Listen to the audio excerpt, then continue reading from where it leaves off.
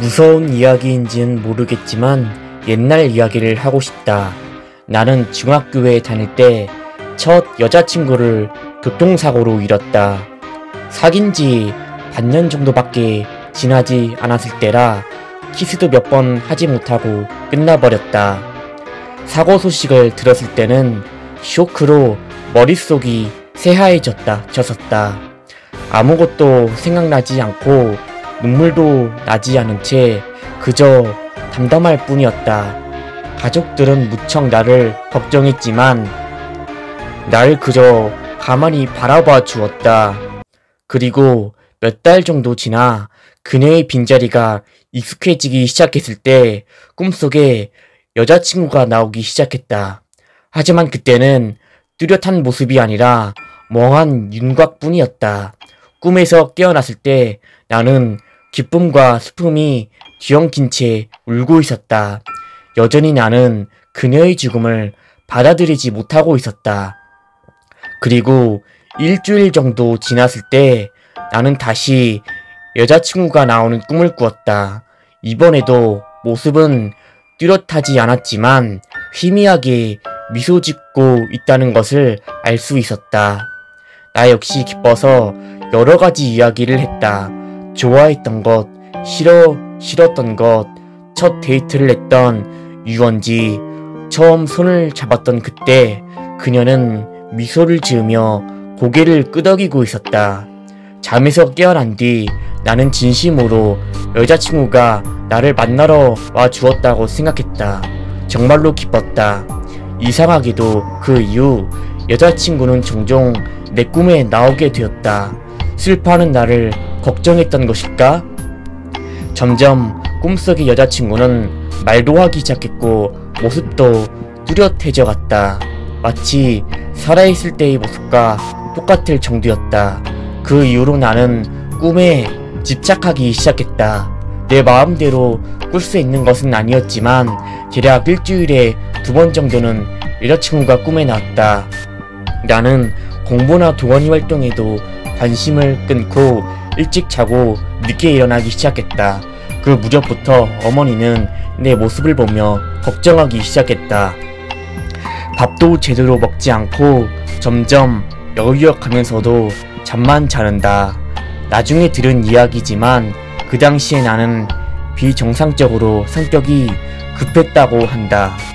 가족이나 친구들과도 서서히 사이가 멀어져 갈 무렵 꿈속의 여자친구는 나에게 부탁을 하기 시작했다.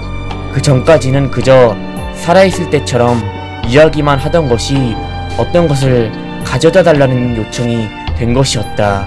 그렇지만 이상하게도 가져다 달라는 물건의 이름을 말할 때면 어디선가 시끄러운 소리가 들려와 도저히 알아들을 수가 없었다. 가지고 싶은 것을 얻지 못한 탓인지 점점 꿈속의 여자친구는 화를 내기 시작했다. 나는 필사적으로 여자친구의 무덤에 생전에 좋아했던 음식이나 책을 공양했다. 하지만 그런 것을 원한 것이 아니었던 건지 결국 여자친구는 무서운 얼굴로 화를 내기 시작했다. 너무나도 보고 싶은 여자친구의 꿈인데 꿈을 꾸면 화를 내는 모습만 보게 된다. 나는 나 스스로도 느낄 만큼 초췌해지기 시작했다. 나뿐만이 아니라 우리 가족들에게도 불행이 닥치기 시작했다. 아버지는 교통사고를 당하고 형은 간염에 걸려 입원했다. 나는 그녀의 영혼이 화가 나서 우리 가족을 저주하고 있는 게 아닌가 싶어 무서워졌다. 결국 나는 어머니에게 꿈에 관한 이야기를 털어놓았다. 어머니는 나를 절로 데려가 재령의식을 받게 되었다. 재령은 무척이나 어려웠다고 하지만 나 자신은 전혀 기억이 나지 않는다. 재령을 해준 것은 비군이었다. 재령이 끝나자 나는 무척 지쳤지만 묘하게 시원한 기분이었다. 그래서 나는 비군이에게 모든 이야기를 털어놓았다. 죽은 여자친구가 꿈에 나왔다는 것, 그리고 여자친구가 가지고 싶어 하던 것을 주지 못해서 화가 났었다는 것을. 비군은 그 이야기를 듣고 한동안 침묵을 지키다 이렇게 말했다. 당신의 꿈에 나왔던 것은 당신의 여자친구가 아닙니다. 전혀 다른 사악한 악령입니다. 슬픔에 잠긴 당신에게 달라붙으려고 했던 거지요. 당신의 여자친구는 착한 사람들이 죽은 뒤 가는 곳에 있습니다. 원래 그곳에서 현실로 나오는 것은 불가능합니다. 나는 할 말을 잃었다. 계속 속고 있었던 것인가? 비구니는 말을 이어갔다. 그 악령이 가지고 싶어 했던 것은 당신이 하고 있는 그 목걸이였습니다. 나는 내 목을 내려다 보았다. 푸른 펜던트. 나와 여자친구의 유일한 커플 아이템이었다. 여자친구가 죽은 뒤 계속 목에 걸고 다니던 것이었다. 하지만 도대체 왜 이것을 달라고 했던 것일까? 나는 비구니에게 물었다. 당신의 그 목걸이야말로 악령이 꿈을 넘어 당신의 삶을 지배하지 못하도록 지켜주던 것입니다. 당신의 여자친구는 그 목걸이를 통해 어떻게든 당신을 지키고 있었던 겁니다. 재령 때도 그 도움을 받았어요. 눈물이 멈추지 않았다. 격한 슬픔에 소리를 질 것 같아 필사적으로 이를 악물었다.